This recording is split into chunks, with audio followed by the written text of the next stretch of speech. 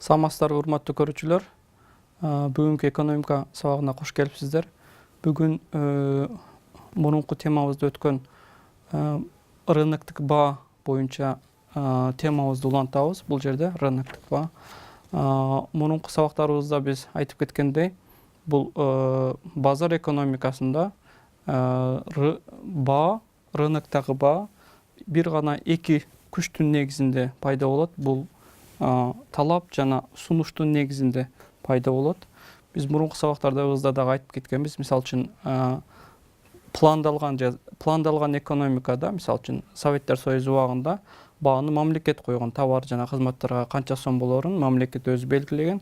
Бирок биз азыр рыноктук шартта жашаганыбыз үчүн базар экономикасында же рыноктук экономикада, башкача айтканда капиталисттик, либералисттик системада кандайдыр бир товардын же кызматтын баасын мамлекет же бир адам белгилебейт, анын баасын рынок белгилейт. Рынок кайсы күчтөрдүн негизинде белгилейт дегенибизде мурунку сабакта айтып кеткендей эле, рыноктук баа бул талаптын жана сунуштун тең салмактуу болгон жеринде, башкача айтканда, бул рыноктук баада талап дагы, алуучулар дагы бул баада алууга ыраазы, сатуучулар дагы бул баада сатууга ыраазы болгон тең салмактуу бир бааны биз рыноктук баа дейбиз. Бүгүнкү сабагыбызда ушул сөзүбүз рыноктук баа боюнча болмокчу.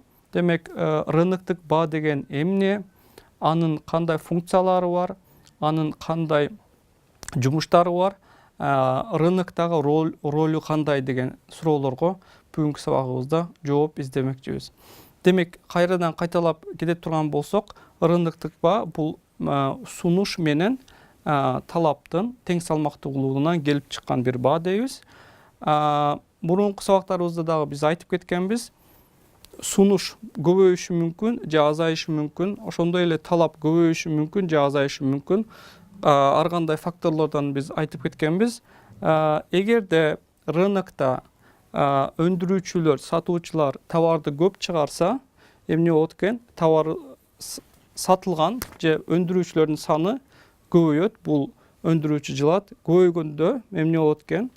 Рыноктук баа арзандайт. Рыноктук баа арзандайт. Жаңы эгерде өндүрүүчүлөрдүн саны көбөйүп кетсе, мисалы үчүн S1-ден S2-ге деп жылып кетсе, мурунку сабакта дагы өткөнбүз.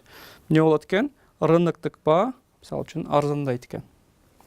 Эгерде бир товарга же кызматка талап көбөйүп кетсе, башкача айтканда D дегенибиз бизге талап бир кандайдыр бир товарга талап көбөйсө, сөзсүз түрдө эмне болот экен? Анын баасы дагы жогорулайт экен. Ошонун негизинде, демек, бир товарга сунуш көбөйсө, бир товар рынокто канчалык көп болсо, анын баасы арзан болот.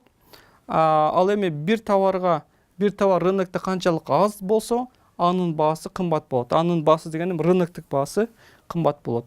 Ошондой эле бир товарга талап көп болсо, сунуштка караганда көбүрөөк болсо, талапта сатып алуучулардын саны сатуучулардын санына караганда көбүрөөк болсо, ошол товардын же кызматтын эмне болот экен?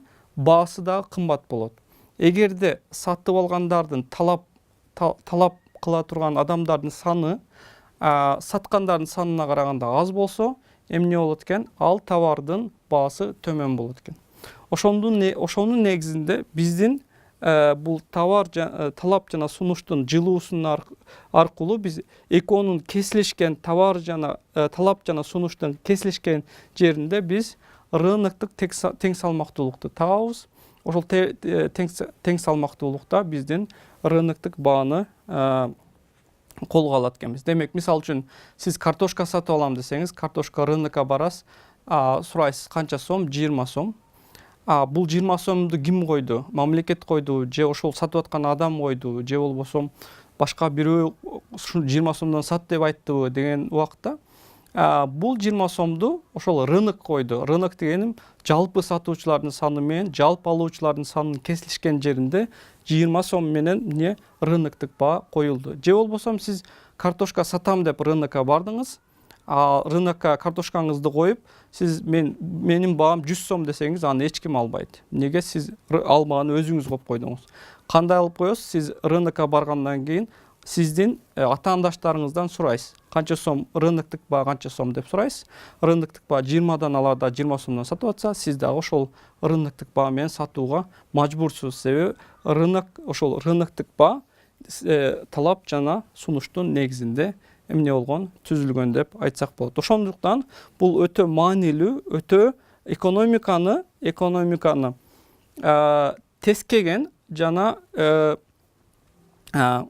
адамдардын сатып алуу боюнча пайдаларын көрсөткөн бир баа болуп эсептелет экен. Мисал үчүн, бир студент мага сурады, менин байкем балмуздак сатат деди. Мен ага сурадым, сиз бааны кантип белгилейсиз? Бир балмуздактын баасын кантип белгилейсиз дегенде, анын байкеси жооп берген, мен биринчи бир балмуздакка кеткен чыгымдарды эсептейм. Анын үстүнө 10%, ошол чыгымдын 10%ин кошуп сатам деди. Бул жерде мисал үчүн балмуздакты байкеси 20 сомго чыгарса, анын 10%и 2 сом кошуп туруп 22 сомго рынокко сатат.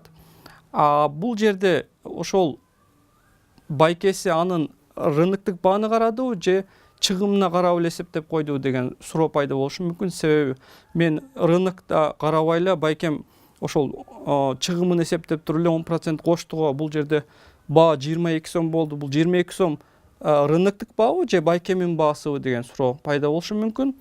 Бул жерде ошол кошкон чыгымына, жалпы чыгымына 20 сом кетти, 10%и кошкон, ошол 10% рыноктук баа болуп эсептелет. Эгерде байкеси же болбосо рыноктук баа 25 сом болгондо, анын байкеси 20га 25% кошуп, 5 сом үстүнө кошуп рынокко сатмак эле. Демек ошол кошкон проценти, чыгымына кошкон проценти эмне болуп эсептелет экен? Рыноктук баа болуп эсептелет. Ошону койгон үчүн анын конкуренттери дагы ошол 22 сомдон саткан үчүн ал да ошол рыноктук баада сатууга туура келет экен. Экинчи мисал айта кетейин. Мисал үчүн, менин бир досум Дордойдо соода кылат, Дордой базарында соода кылат. Ага мен сураганымда, мисал үчүн айттым, сен товарыңа кантип бааны коесуң дегенде, ал айтты, биринчи мен чыгымдарымды эсептейм. Кайсы чыгымдарым бар?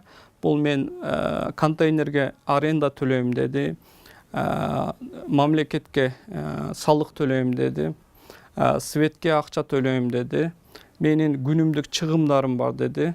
Ошол эле убакта ошол товарды чет өлкөдөн алып келген чыгымдарым бар деди. Товарга төлөгөн акчамдын чыгымдары бар деди. Ушул жалпы чыгымдарды кошуп туруп, алып келген товарына, жалпы алып келген товарына бөлөт. Жалпы алып келген товарына бөлгөндө, бир товарга, мисалы үчүн көйнөк сатса, бир көйнөккө бир чыгым канча кетет, ошону эсептейт. Анын үстүнө рыноктук бааны коет. Мисалы үчүн көйнөк сатып атса, бир көйнөк мага мисалы үчүн дейли 500 сомго чыгымы кетсе, мен алып келүү үчүн сатканга 500 сомго чыгым кетсе, анын үстүнө конкуренттерим меники канчадан сатып атат, ошол көйнөктү дейли 600 сомдон сатып атса, ал дагы үстүнө 100 сом кошуп, рыноктук баада эмне кылат экен? Чыгымдын үстүнө кошуп, өзүнүн пайдасын кошуп, рыноктук баада өзүнүн көйнөгүн сата берет экен.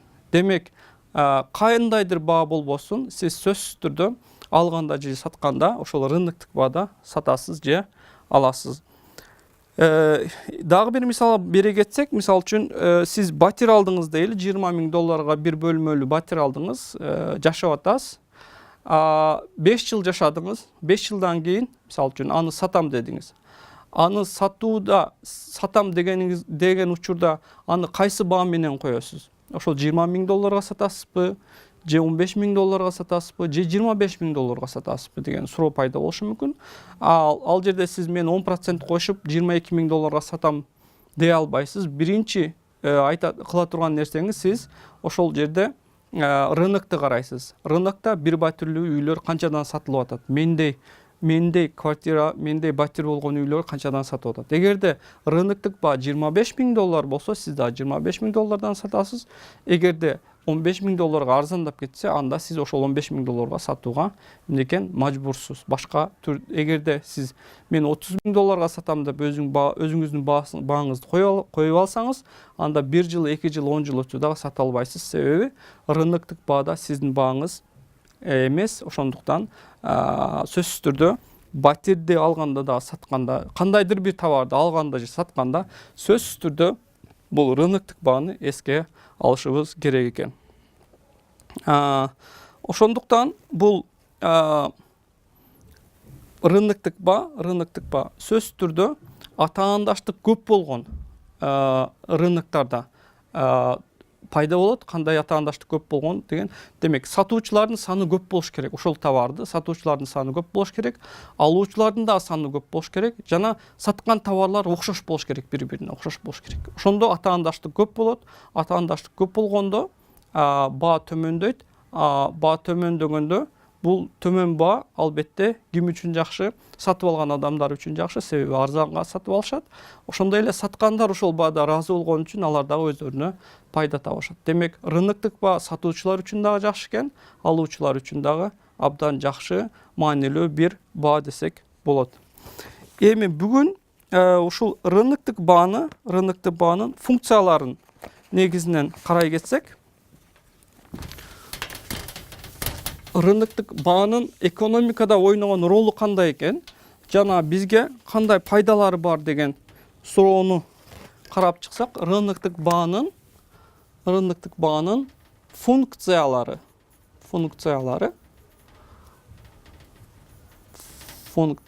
деп айта кетейин. Рыноктук баанын эки функциясы бар экен.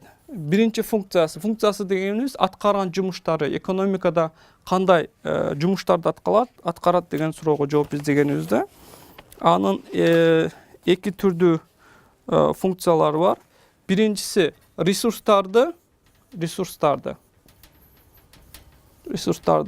оптималдуу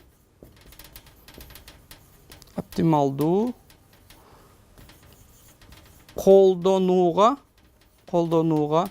жардам берет.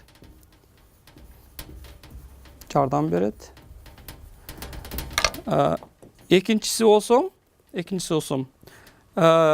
жетишсиздик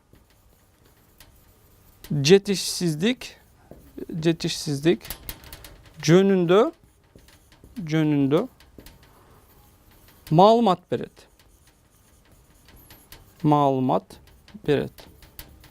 Демек